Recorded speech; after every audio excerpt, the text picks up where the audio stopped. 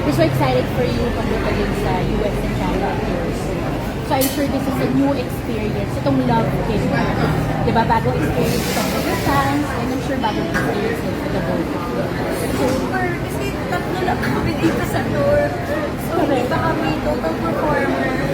Yes, pero I'm sure ang daming surprise, di ba? So anong feeling na finally is happening na, malapit na, yung lahat ng pinagandaan nyo, mangyayari na?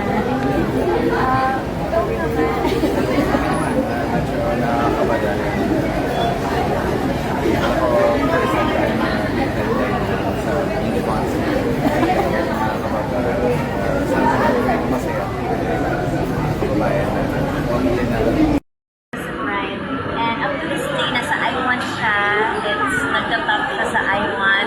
And also sa Kapamilya Online Live. Nasa Free TV na rin siya this time. So, iba lang yung naging circle and naging journey ng The Albay. Kaya, we're very happy kasi nag-trending pa rin yung mga eksena and ang dami pa rin nanonood gabi-gabi.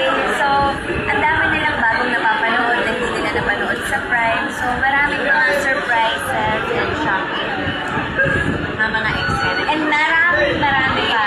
Actually, may isa akong excited doon eksena ko si Sir Emmy Tinon. Super talaga ang pagka-action star natin. Diba? Wala sa Prime yun.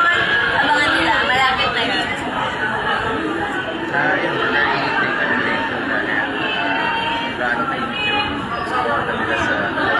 So, kung wala po kayo get evidence at my mom's vlog. Love you pa. Yeah. We're so excited for you pagpunta din sa US and Canada tours. So I'm sure this is a new experience. Itong love came di ba, bagong experience ito for your fans, and I'm sure bagong experience din for the both of you. Super, kasi tatlo lang kami dito sa tour. So, hindi pa kami total performer. Yes, pero I'm sure ang daming surprise, di ba? So anong feeling na finally is happening na, malapit na, yung lahat ng pinagandaan nyo, mangyayari na? Ikaw naman. Medyo nakakabada. Ako, first time tayo na sa mini concert. Nakakabada. Sana masaya.